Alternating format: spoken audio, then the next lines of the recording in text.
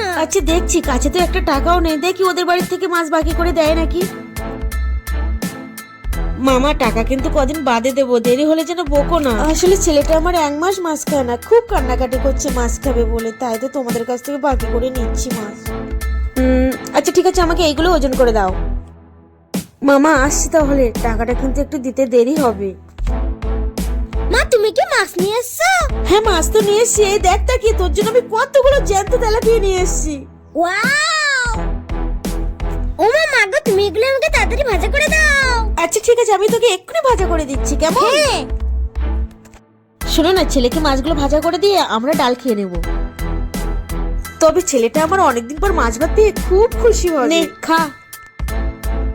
Wow, খুব tasty.